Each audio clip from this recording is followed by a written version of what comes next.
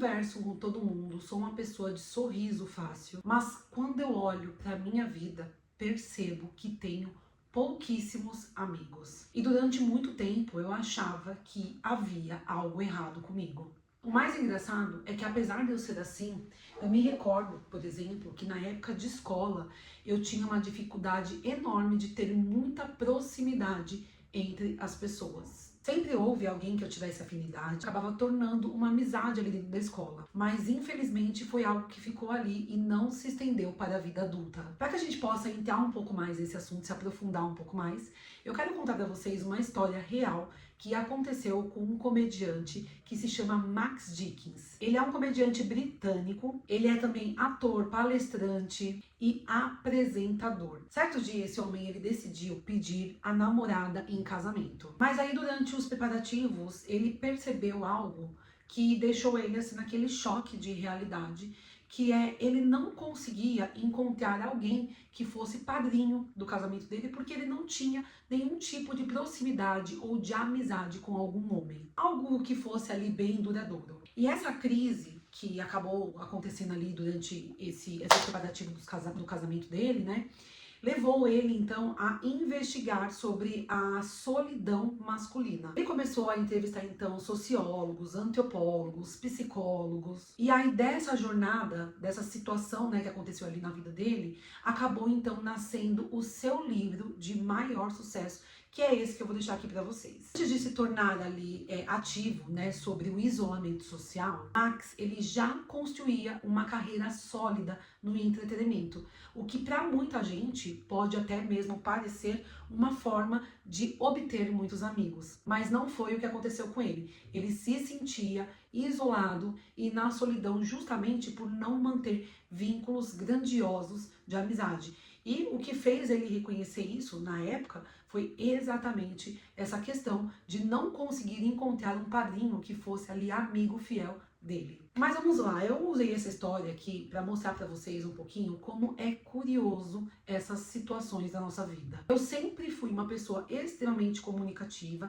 e quem está ali de fora sempre deve ter achado que eu vivia cheia de amigos. Eu sou uma pessoa que em qualquer lugar eu converso com alguém, eu sou de sorriso fácil, cumprimento, gosto de ouvir histórias e dificilmente fico isolada em um ambiente. Para quem tá de fora deve achar até mesmo que eu tenho uma agenda lotada de compromissos, de situações, o que infelizmente ou felizmente não é verdade. A minha realidade é completamente diferente de tudo isso. Ao longo da minha vida, eu percebi que conhecer pessoas, cumprimentar, conversar, fazer parte ali, né, de um ciclo durante uma festa ou algum momento, é muito diferente de criar um vínculo de amizade, um vínculo forte mesmo. Conhecer pessoas é muito fácil, mas a amizade é algo raro. Foi justamente essa diferença que me fez entender o porquê que eu tenho poucos amigos. Aí, durante bastante tempo, eu ficava ali, né, quando eu me sentia sozinha, eu pensava assim, caramba, será que eu sou uma pessoa difícil? Será que as pessoas não gostam de mim? Será que existe algo de errado? Mas hoje eu percebo que não. Eu penso que hoje a gente começa a perceber que existem vários motivos pelos quais as pessoas não conseguem manter vínculos de amizade duradouro, que levam elas a ter pouquíssimos amigos. O primeiro deles é a profundidade. Existem pessoas que se sentem confortáveis em relações superficiais. Elas conseguem conversar de qualquer assunto, sair juntas, dar risada e manter aquele vínculo sem muita profundidade emocional. Mas algumas pessoas, elas precisam de conexão, precisam sentir verdade para poder se abrir, precisam de reciprocidade e precisam, acima de tudo, sentir confiança.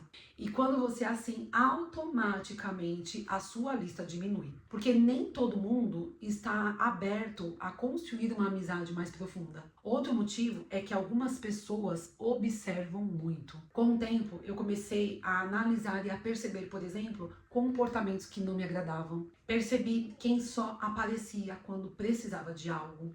Comecei a ter a percepção daquelas pessoas que estavam ali, né, numa roda de amigos, somente para falar mal dos outros. E é justamente nessas horas que você começa a analisar o seguinte, caramba, se essa pessoa tá falando mal do fulano, será que ela não vai falar de mal de mim também? E pode ter certeza que vai. Comecei a analisar pessoas que era gentil só por interesse, quem desaparecia quando não precisava mais de mim. E aí, quanto mais eu observava, mais seletiva eu me tornava. Não é por arrogância, longe disso, é simplesmente por proteção. A gente passa tanto tempo ali, né? Às vezes tentando segurar uma amizade para não se sentir só e acaba se magoando, se machucando ou até mesmo se sentindo decepcionada. Também existe uma questão psicológica que explica isso muito bem. O nosso cérebro, ele tem a necessidade do pertencimento. Todos nós queremos, de alguma forma, nos sentir aceito, nos sentir querido, nos sentir abraçados, né? É como se a gente de alguma forma precisasse do calor humano, da forma de estar ali junto dos outros, porque na verdade a gente não foi criado para viver em isolamento. E é justamente nessas horas que a gente começa a perceber que todos nós queremos de alguma forma ser aceitos. Mas algumas pessoas, elas passam também pela experiência da rejeição, da exclusão ou até mesmo de decepções. Elas não deixam que qualquer pessoa ocupe um espaço emocional dentro delas. Ele reduz a quantidade, mas ele aumenta a qualidade das amizades. Existe ainda um outro fator que tem muita gente que confunde popularidade com uma amizade verdadeira. São coisas completamente diferentes, mesmo porque popularidade é quando você é conhecido e amizade é quando você se sente amado. Popularidade é ter muita gente ao seu redor e amizade é ter alguém quando todo mundo vai embora.